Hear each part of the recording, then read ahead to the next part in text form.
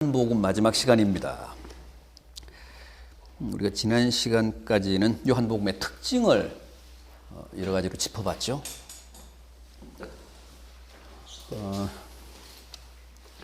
아마 지난 시간에 반영지주의까지 했던 것 같습니다. 요한복음의 특징 가운데 하나가 반영지주의다 그랬습니다. 요한복음이 기록될 당시 초대교회 때 양대 이단 가운데 하나였던 영지주의. 하나는 율법주의라고 할 수 있고 유대주의 소위. 또 하나는 그노시스, 영지주의였습니다. 그런데 이 요한복음은 처음부터 영지주의를 반박하고 영지주의 사상에 반대하는 그런 색채가 아주 농후합니다. 그 점을 요한복음의 특징으로 지난 시간까지 공부했던 것 같습니다. 오늘은 이 요한복음의 구원론을 좀 보겠습니다. 요한복음의 구원론.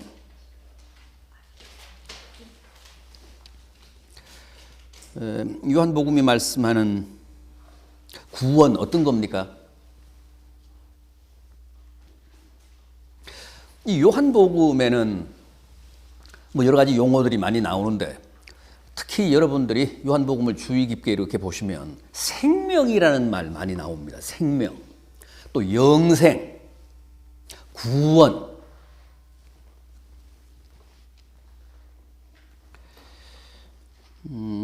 학자들은 요한복음에 등장하는 여러 가지 용어 가운데서 이 생명이라는 말이 아주 핵심적인 키워드라고 합니다. 요한복음이 말씀하는 구원론을 우리가 풀 수 있는 아주 핵심적인 용어, 단어가, 어휘가 바로 생명이라는 말이에요. 그래서 요한복음에는 다른 복음서에 비해서 상대적으로 생명이라는 말씀이 많이 나옵니다. 그런데 이 생명은 어떤 생명이냐? 당연히 무슨 생물학적인 생명이 아니고 육적인 생명이 아니고 무슨 세상적인 생명이 아니라 영적인 생명이죠. 그래서 생명이라는 말과 영생이라는 말이 거의 같은 뜻으로 쓰입니다. 구별이 안 돼요. 동의어입니다. 적어도 요한복음에서 말씀하는 생명, 영생은 같은 의미입니다. 그러니까 요한복음이 말씀하는 생명은 우리가 흔히 알고 있는 무슨 상식적인 그런 생물학적인 개념의 생명이 아니고 영적인 생명.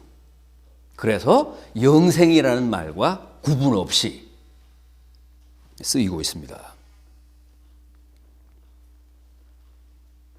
구원은 무엇인가? 우리가 주님으로부터 생명을 받는 겁니다. 생명을 받는다는 얘기는 영생을 보장받는다는 뜻입니다.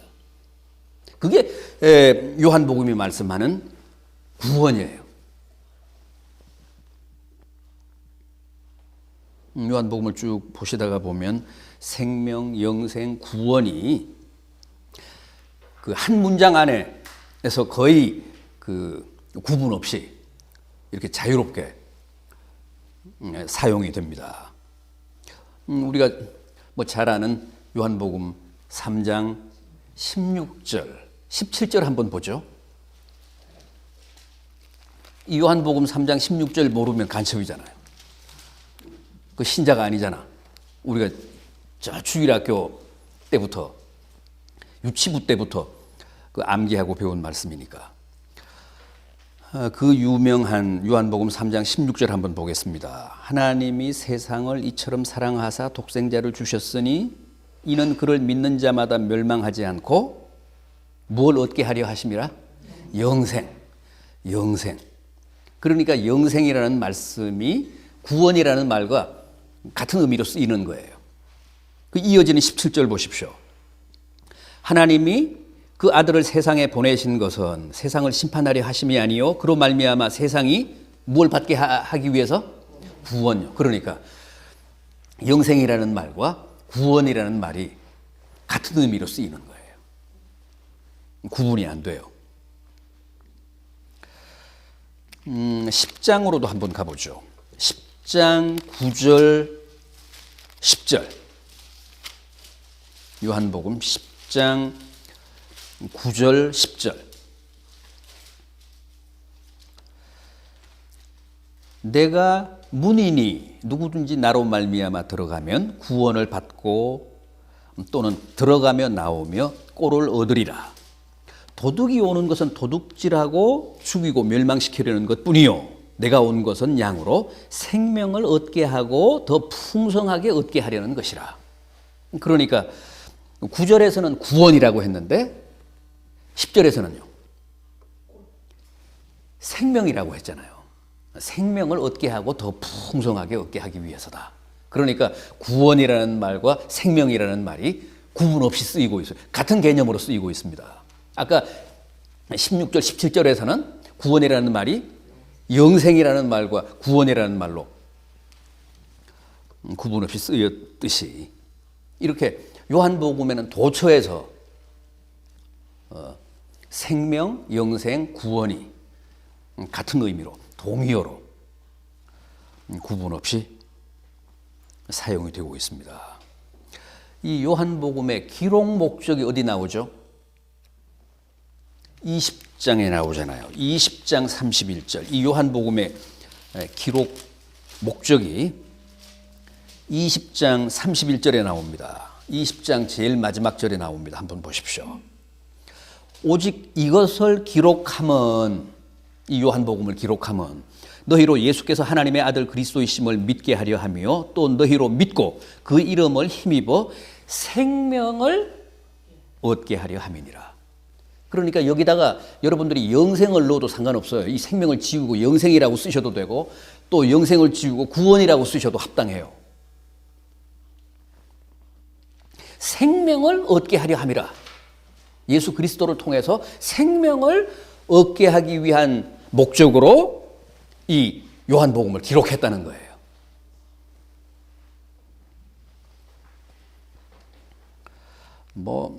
우리가 이런 의미는, 이런 그 요한복음의 표현이나 묘사는 얼마든지 더 찾아볼 수도 있습니다. 6장을 다시 한번 보죠. 6장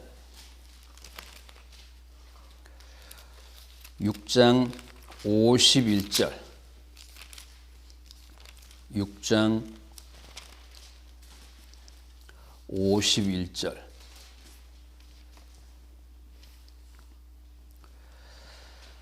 나는 하늘에서 내려온 살아있는 떡이니 사람이 이 떡을 먹으면 영생하리라. 내가 줄 떡은 곧 세상의 생명을 위한 내 살이니라. 그러니까 여기도 보십시오. 영생, 생명이 아무런 구분 없이 같은 의미, 같은 뜻으로 쓰이고 있습니다. 주님은 하늘에서 내려온 뭐라고요? 떡이야. 그래서 무슨 푸주간으로 오시지 않고 어디로 오셨다고? 어디로 오셨다고? 떡집으로 오신 거지. 베들레헴으로 오신 거지. 떡집이라는 뜻의 이름인 베들레헴으로 오신 거예요. 주님은 생명의 떡이시기 때문에.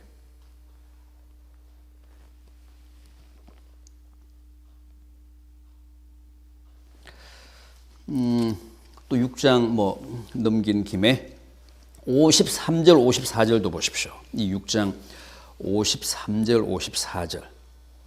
그 아래. 예수께서 이르시되 내가 진실로 진실로 너희에게 이르노니 인자의 살을 먹지 아니하고 인자의 피를 마시지 아니하면 너희 속에 생명이 없느니라. 내 살을 먹고 내 피를 마시는 자는 영생을 가졌고 마지막 날에 내가 그를 다시 살리리니. 생명, 영생.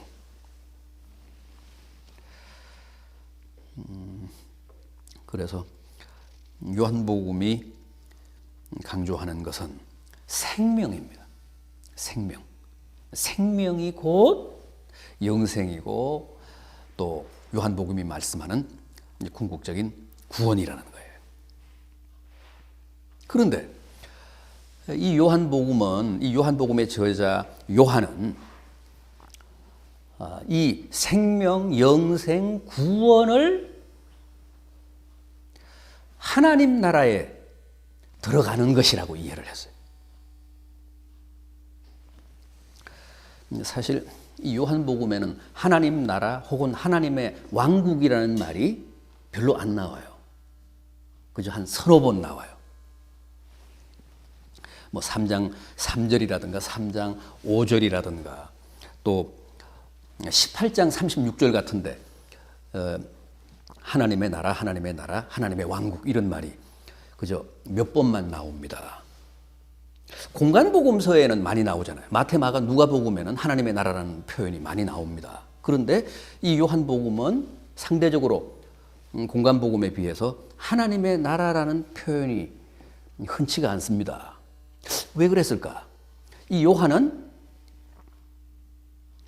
결국 생명, 영생, 구원이라는 말이 하나님의 나라라는 말과 다르지 않다고 봤기 때문에 그렇습니다.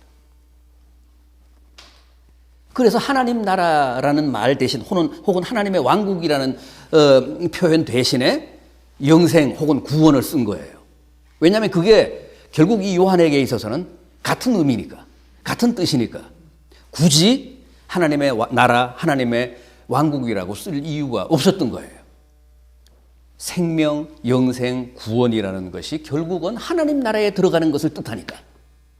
그런 전제를 가지고 이 요한복음을 기록했기 때문에 비록 이 요한복음에는 하나님의 나라, 하나님의 왕국이라는 말이 그런 용어가 많이 등장하지는 않지만 그것은 다른 뜻이 아니다. 아주 단골로 아주 흔하게 구사하는 생명, 영생, 구원이라는 말과 같은 의미다. 그 점을 여러분들이 기억을 해 두시면 좋습니다. 왜냐하면 마태복음에서 쭉 이렇게 요한복음까지 읽어 나오시는 과정에서 요한복음을 턱 봤는데 하나님의 나라라는 말이 희소하단 말이야. 이건 왜 그럴까? 이제 그런 의문을 개인적으로 가질 수 있기 때문에 그것은 다른 뜻이라기보다는 결국 요한복음에 자주 등장하는 생명, 영생, 구원이라는 말과 적어도 이 요한복음의 저자인 요한은 같은 의미로 이해를 하고 있었기 때문에 하나님의 나라를 쓰기보다는 그의 단골 개념 용어인 영생을 많이 썼다. 하나님의 나라라는 말이 들어갈 자리에 그렇게 이해를 하시면 무리가 없습니다.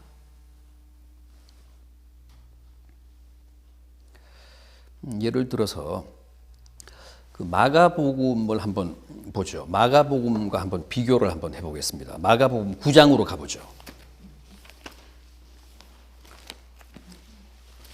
공간복음서인 마가복음 9장 43절 이하를 한번 보겠습니다. 마가복음 9장 43절 이하.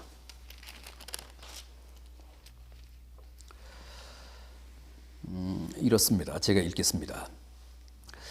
만일 내 손이 너를 범죄하게 하거든 찍어버리라. 장애인으로 영생에 들어가는 것이 두 손을 가지고 지옥 곧 꺼지지 않는 불에 들어가는 것보다 나으니라. 만일 내 발이 너를 범죄하게 하거든 찍어버리라. 다리 저는 자로 영생에 들어가는 것이 두 발을 가지고 지옥에 던져지는 것보다 나으니라. 만일 내 눈이 너를 범죄하게 하거든 빼버리라. 한 눈으로 하나님의 나라에 들어가는 것이 두 눈을 가지고 지옥에 던져지는 것보다 나으니라. 무슨 말이냐 하면 마가도 사실은 영생이라는 말, 구원이라는 말을 하나님의 나라, 하나님의 왕국과 같은 개념으로 이해를 하고 있었어요. 보십시오. 43절, 44절을 보면 영생이 나오잖아요. 장애인으로 영생에 들어가는 것보다 두 손을 가지고 지옥 곧 꺼지는 불에 들어가는 것보다 낫다 그러잖아요. 그 영생과 지옥이 대비가 되죠. 43절에 45절도 보십시오. 영생과 지옥이 대비가 됩니다. 그런데 같은 가락인데 47절은 뭐예요? 하나님의 나라와 지옥이 대비가 되잖아요. 이건 무슨 뜻입니까? 결국 이 마가도 영생과 하나님의 나라를 같은 개념으로 이해를 했다는 뜻이죠. 궁극적인 구원과 하나님의 나라를 같은 개념으로 이해를 했다는 거예요. 그렇기 때문에 43절, 44절에서는 영생과 지옥을 대비시켰는데 47절에서는 하나님의 나라와 지옥을 대비시키잖아요. 그러니까 하나님 나라와 영생을 같은 의미로 생각을 했는데 요한은 그 사상에 더 철저했다는 뜻이에요. 요한은. 그래서 마가복음만 해도 하나님의 나라라는 개념이 자주 등장을 하는데 이 요한복음에는 그렇게 많이 나오지를 않아요. 이런 전제에 철저했기 때문입니다. 그 부분은 이해가 되시죠? 네. 네. 이렇게 요한복음이 말씀하는 구원은 곧 생명을 뜻한다. 영생을 뜻한다. 그런데 그 생명은 이런 물리적인 무슨 육체적인 또 세상적인 생명이 아니라 예수 그리스도를 통해서 우리에게 주어지는 영원한 생명, 영생. 그 영생이 요한복음이 말씀하는 구원이고 또 그 영생이 결국 우리가 하나님 나라에 들어간다는 사실을 의미하는 것이다. 그렇게 정리를 해 두시기 바랍니다. 그 다음은 요한복음의 종말론입니다. 그 교의학적인 체계로 보면 이제 종말론이 마지막이잖아요. 마지막 주제인데 종말론 한번 보죠. 요한복음의 종말론. 요한복음의 종말론 어떤 종말론입니까? 우리가 뭐 종말 그러면 뭐 미래적인 종말 또 뭐 현재적인 종말 또 과거적 종말 뭐 실존론적 종말 이렇게 종말론을 그 성격으로 다양하게 이렇게 이제 구분을 하는데 요한복음의 종말론, 요한복음이 말씀하는 종말 사상 어떤 겁니까? 현재적 종말론입니다. 현재적 종말론, 실현된 종말론. 이게 이제 종말 사상 가운데서는 굉장히 진보적인 겁니다. 우리가 보통 뭐 종말 그러면 미래적인 사건이잖아요. 앞으로 이제 있어질 우주적인 대파국, 앞으로 이제 주님이 오시면 이루어질 뭐 최후 심판, 이걸 이제 우리가 일반적으로 종말이라고 이제 생각을 하고 있는데, 그리고 또 뭐 복음서들도 그런 미래적인 종말론을 쭉 말씀을 이제 하고 있는데 반해서 이 요한복음의 종말론은 굉장히 파격적이고 굉장히 진보적이에요. 왜? 현재적 종말론을 말씀하고 있으니까. 아직 주님이 오시지도 않았는데, 아직 역사가 종말을 고하지도 않았는데 벌써 종말이 이루어졌다는 거예요. 종말이 현존하고 있다는 거야. 그래서 우리가 공간복음서와 비교해보면 이 요한복음서가 가장 진보적인 종말론을 말씀하고 있습니다.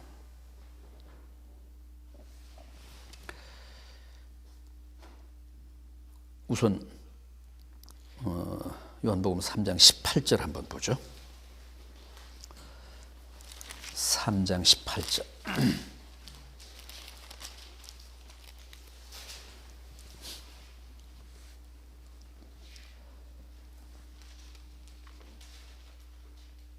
그를 믿는 자는 심판을 받지 아니하는 것이요 믿지 아니하는 자는 하나님의 독생자의 이름을 믿지 아니하므로 벌써 심판을 받은 것이니라. 심판은 언제 이루어져요? 우리가 알고 있는 심판 언제 종말에 가서 주님이 오셔서 이 우주를 심판하실 때 이제 이루어지는 게, 그게 이제 우리가 상식적으로 알고 있는, 일반적으로 알고 있는, 보편적으로 알고 있는 심판인데, 요한복음은 뭐라고 하느냐 하면 벌써 심판이 이루어졌다는 거예요. 이 요한복음이 말씀하는 심판의 시제를 여러분들이 주의 깊게 보셔야 돼요. 막연하게 보시면 안 되고, 이미 심판이 이루어졌다는 거죠. 믿지 않는 사람들에게는 이미 심판이 내려졌다는 거야. 왜냐하면 하나님이 구원을 위해 당신의 독생자를 보내셨음에도 불구하고 그 독생자를 믿지 않기 때문에 이미 심판이 이루어졌다는 거야. 그러니까 보십시오. 얼마나 이게 파격적이고 획기적이야. 생각하면 생각할수록 우리를 좀 당황스럽게 하는 거예요. 왜냐하면 심판은 우주적인 드라마로 생각을 하는데, 그러니까 주님이 오셔서 이제 심판장을 이제 만드시고 전 인류를 당신 앞에 집합시켜서 죽은 자까지 다 살려서 이렇게 집합시켜서 양과 염소를 이제 가르시는 것으로 그렇게 우리가 알고 있는데, 이 요한복음은 뭐라고 합니까? 이미 이루어졌을 뿐만 아니라 그 심판이 개별적으로 다 이제 이렇게 개별적으로 이미 하나님의 심판을 받았다는 식으로 말씀을 하고 있잖아요. 믿는 사람들은 하나님께서 보내주신 독생자 예수 그리스도를 믿었기 때문에 이미 영생을 주셨고, 안 믿는 자들은 하나님이 구원을 위해 당신의 독생자를 주셨음에도 불구하고 거절하고 배척했기 때문에 하나님이 이미 그 사람을 심판하셨다. 그래서 아까 뭐라고 했습니까? 이게 이미 실현된 실현된 종말이고 현재적 종말이다.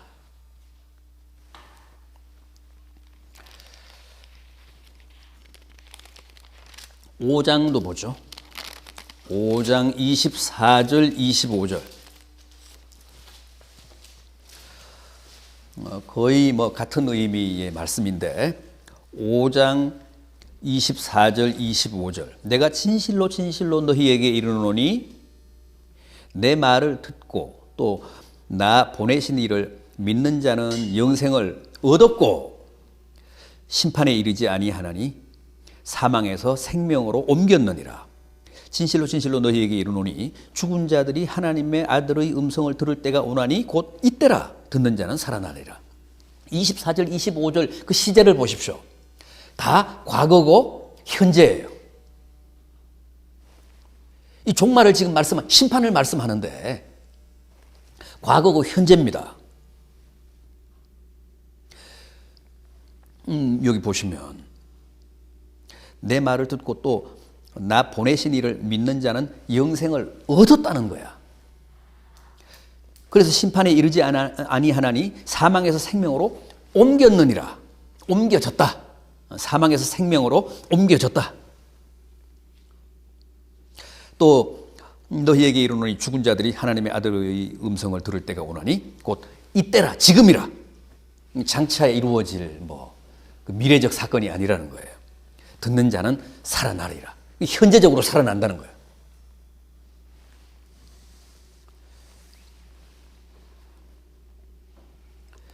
(6장 47절도) 보십시오. 6장 47절.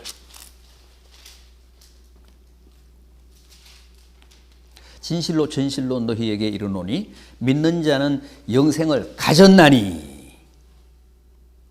가졌어 이미.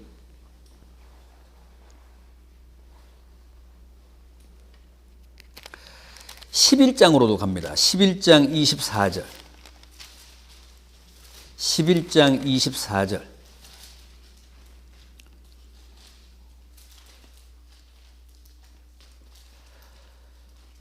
(11장 24절) 이하. 마르다가 이르되 마지막 날 부활 때는 다시 살아날 줄을 내가 아나이다. 이제 마르다는 우리와 같은 그런 개념의 종말론을 가지고 있는 거예요. 마지막 심판 때 다 이제 살아나서 이제 최후 심판을 받는다. 그런데 주님이 그 마르다의 그런 사상을 교정을 하십니다.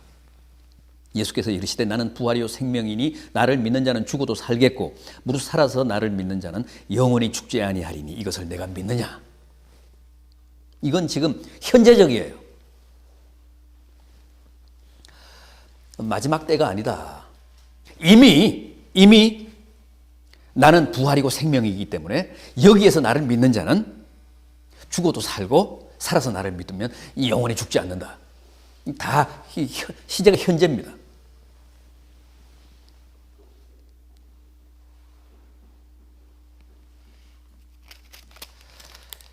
(12장) 다음 장도 한번 보죠. 31절 12장 31절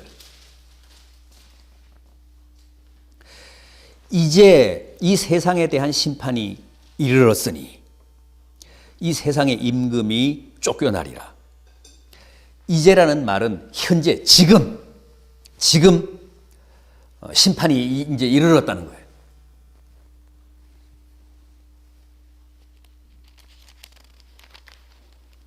우리는 심판은 종말에 있을 사건으로 알고 있는데 주님은 이렇게 말씀하십니다. 지금, 현재.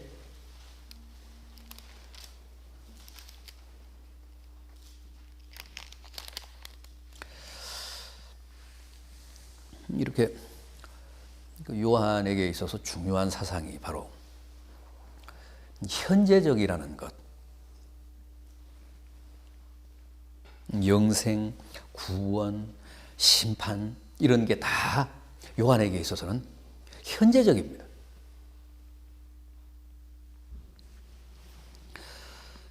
앞으로 있을 영생이나 심판도 지금 현재적인 영생과 현재적인 심판의 연장이지 그게 별게 아니라는 거죠. 별개가 아니라는 거야. 그게 새삼스러운 게 아니라는 거죠. 우리가 천국을 가는 것도 하나님 나라에 들어가는 것도 이미 여기에서 실현된 천국의 연장이라는 거야. 그러니까 궁극적인 구원은 사실 그렇잖아요. 우리가 천국에 들어가는 게 이제 그게 구원이 완성되는 것인데 그 천국에 들어감으로써 완성되는 구원은 별개가 아니라는 거죠. 미래에 있어질 사건이 아니라 이미 지금 우리가 여기서 영생을 살아야 된다는 거죠. 여기서 이미 구원을 누려야 된다는 거예요. 이미 여기에서 천국 생활을 해야 된다는 거죠. 그것의 연장이 결국은 이제 천국에 들어가는 거라는 거예요.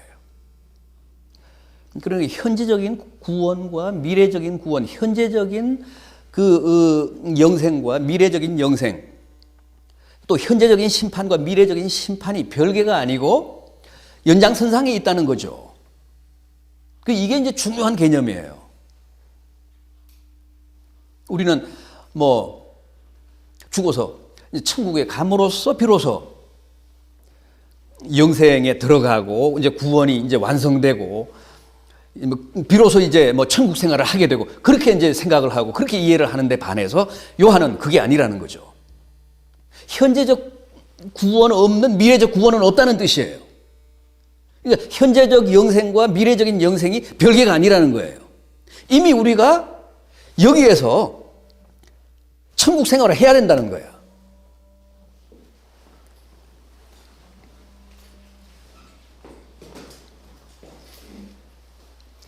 그러니까 현재적 구원 없는 사람은 미래적 구원도 없는 거예요. 우리가 이미 여기에서 천국 생활을 못하면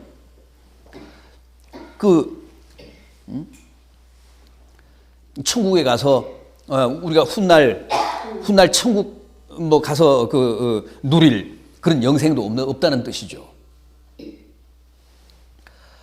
그러니까 이것은 굉장히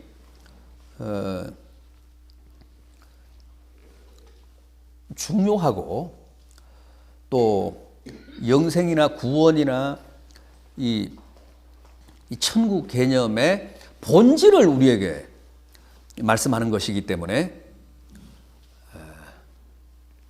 절대 놓쳐서는 안 되는 사상이다. 그래서 이 요한복음의 종말 사상이 현대인들에게 훨씬 더 호소력이 있습니다. 설득력이 있습니다. 이 공간 복음서의 어떤 종말 사상보다는 그런 거잖아요. 우리가 중요한 부분이 그거잖아요.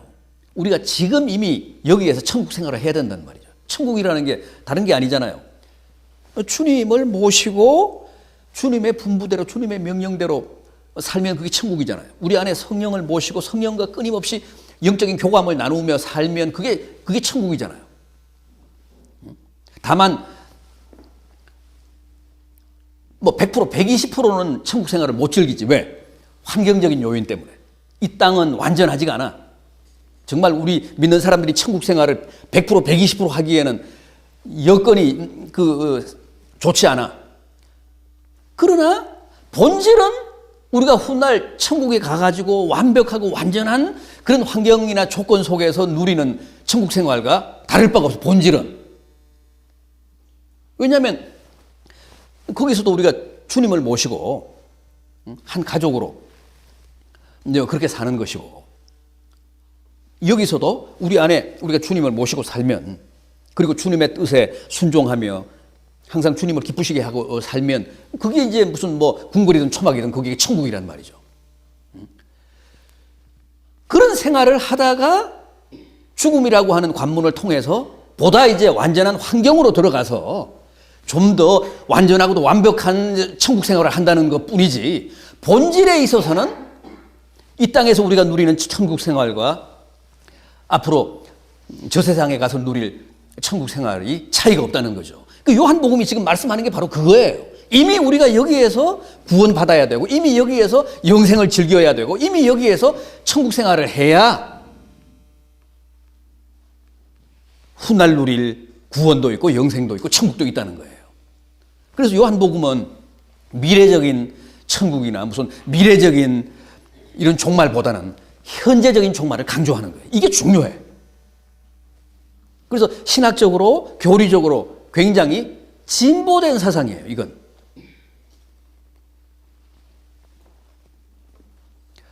절대 이 땅에서는 그냥 이렇게 살더라도 훗날 천국 가가지고 뭐 그 천국 생활을 하겠다, 이런 생각을 가지시지 말라는 거죠. 그냥 이 땅에서는 그냥 대충 이렇게 뭐 살다가 천국 가가지고 완전한 구원을 누리겠다, 그런 생각하시지 말라는 거야. 이미 우리가 여기에서 완전하고도 완벽한 구원을 받아야 되고, 이미 영생을 살아야 되고, 천국 생활을 해야 된다는 거죠. 만약에 그게 실패하면 천국 못 가요. 우리가 그 영원한 영생도 삶도 없다는 거죠. 왜냐하면 궁극적으로 누릴 그 영생이나 천국 생활이 별개가 아니고 지금 우리가 누리는 영생과 천국 생활의 연장이니까. 그런 의미에서 제가 볼 때는 이 요한복음의 종말 사상이 굉장히 심오합니다. 네. 결국 이 사상을 우리가 깊이 이해를 하고 우리의 삶을 통해서 이런 요한복음이 교훈하고 가르치는 종말론을 우리의 삶으로 구현을 해야 진정한 이 종말 시대를 살아가는 그리스도인이라고 할 수 있다. 항상 우리는 다 유보하잖아요. 다음에 잘하지, 뭐 다음에 구원받으면 되지. 지금은 대충 그냥 겨우겨우. 그거 안 된다는 거죠.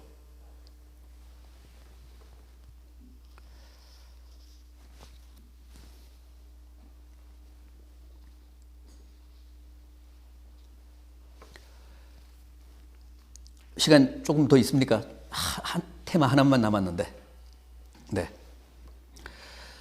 사실상 뭐 그 종말까지 했으니까 우리가 이제 끝난 건데, 이 요한복음을 공부하면서 우리가 하나만 더 간단하게 짚겠습니다. 지금 시간이 얼마 안 남았는데, 이 요한복음의 그 여성에 관한 관심이에요. 다른 복음서에 비하면 가장 지대해요. 여성이 가장 많이 등장을 하고 여성에 대한 관심이 가장 많습니다. 지난번에 제가 요한복음의 구조를, 그 요한복음의 그 이제 프레임을 말씀을 드릴 때 그 이야기를 했는데, 요한복음은 크게 이제 이렇게 두 구분으로 나눠진다고 했죠. 1장에서 11장까지는 주로 뭐가 나온다고요? 이적이 나오잖아. 이적이 많아요. 뭐 2장에는 물로 포도주를 만든 사건, 또 4장에는 왕의 신하를 고치신 사건, 또 5장에는 베데스다 연못가에서 38년 된 환자를 고치신 얘기, 또 6장에는 오병이어 사건, 또 6장에는 또 같은 6장에는 무리를 주님이 이렇게 걸어오신 사건, 또 9장에는 날 때부터 소경된 자를 고치신 사건, 또 11장에는 휘날레로 나사로를 회생시킨 사건.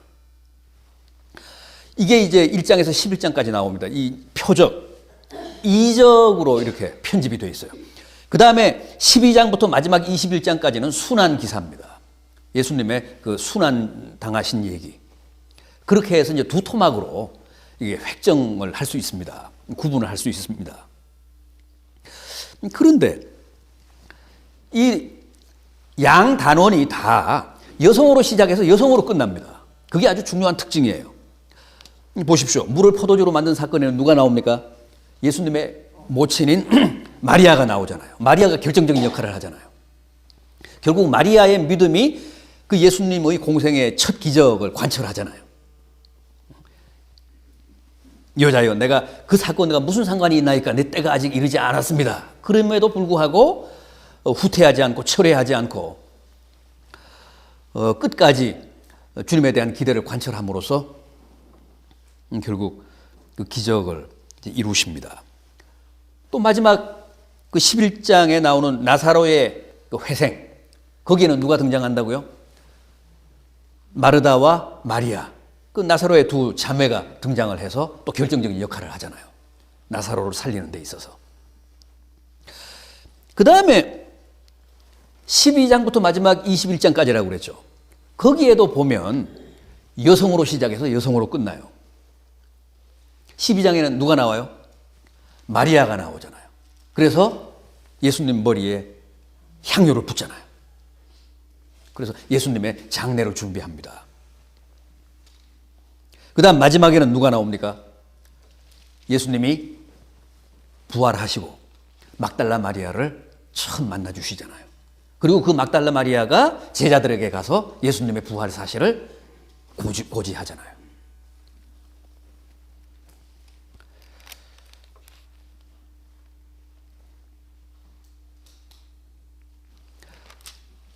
이 20장 볼까요?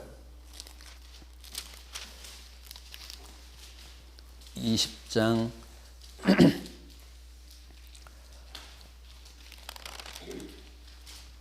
18절. 20장 18절. 막달라 마리아가 가서 제자들에게 내가 주를 보았다 하고 또 주께서 자기에게 이렇게 말씀하셨다 이러니라. 이게 이제 막달라 마리아가 부활하신 주님을 처음으로 뵙고 제자들에게 가서 그 사실을 고했다는 진술입니다. 그러니까 이 요한복음은 전반부 후반부가 다 여성으로 시작해서 여성으로 마감이 될 만큼 요한복음에서는 여성들의 역할이 지대하고 또 결정적입니다.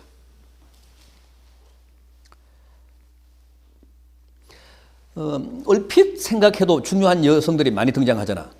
요한복음에 예수님의 모친 마리아, 또 4장에는 사마리아 여인도 아주 긍정적으로 묘사가 되면서 아주 결정적인 그런 존재로 부각이 되죠. 그 다음 7장에는 가늠하다가 현장에서 잡혀온 여인 이야기, 또 11장에는 마르다와 마리아가 등장을 하고, 또 이 요한복음에서는 막달라 마리아가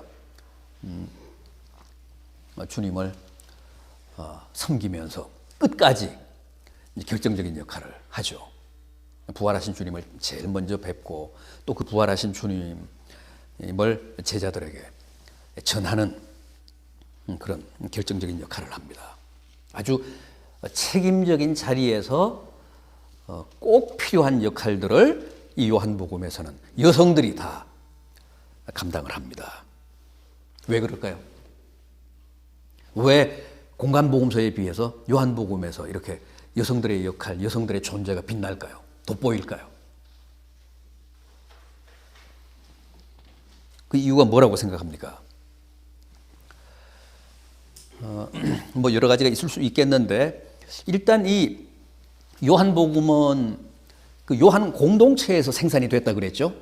요한 개인이 뭐 이걸 이렇게 썼다기보다는 요한 공동체에서 자료를 수집하고 편집을 해서 결국 이제 사도 요한의 명의로 이걸 이제 회람을 시킨 그 성경인데, 이 요한복음을 생산한 요한 공동체의 인적인 구성이 반영이 된 결과다. 그렇게 해석할 수 있습니다. 그렇게 우리가 볼 수가 있습니다. 그러니까 요한 공동체에는 여성들의 역할이 심대했다는 거죠. 여성들의 역할이 결정적이었다는 거죠. 우리가 마태, 마가, 누가 다른 복음서에서는 이제 보기 힘든, 그리고 기본적으로 이 유대 사회라는 게 폐쇄적인 그런 가부장적 사회였고 남성 중심의 사회였기 때문에 여성들의 존재가 이렇게 부각이 될 수가 없어요. 그럼에도 불구하고 상대적으로 다른 복음서에 비해서 이 요한 복음서의 그 여성들의 활동이 빛나는 이유는 결국 그 요한 공동체에서 여성들의 활동이 우리 푸른교회처럼 빛났기 때문이다.